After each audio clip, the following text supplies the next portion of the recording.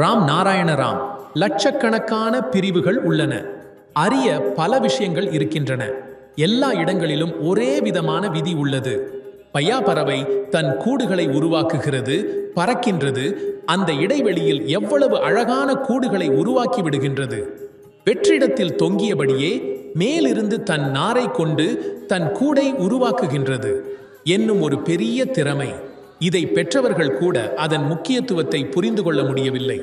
இதை யார் இதற்கு கற்றுக் கொடுத்தது? இப்படி அது எப்படி செய்கிறது? அது மிகுந்த விழிப்புடன் இருக்கிறது என்பதனால் கூடுகள் தானாகவே உருவாகின்றன. இந்த விசித்திர தன்மை என்னும் படைப்பாளியின் எண்ணற்ற புத்திசாலித்தனங்களை உணர்த்துகின்றது.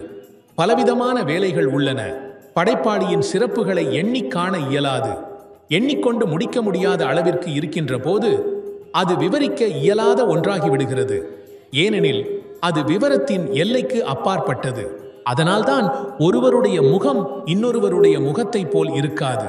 லட்சக்கணக்கான குழந்தைகளுக்கு லட்சக்கணக்கான தாய்மார்கள் உள்ளனர். அவர்கள் தங்கள் குழந்தையின் சத்தத்திற்கு சரியாக பதிலளிக்கின்றனர்.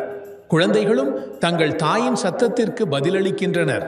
இதில் எந்த தவறும் ஏற்படுவதில்லை. வேறு உயிரினங்களிலும் இதே மாதிரியானது நிகழ்கின்றது. அவற்றின் சத்தங்களும் தனித்தனியாகவே இருக்கின்றன.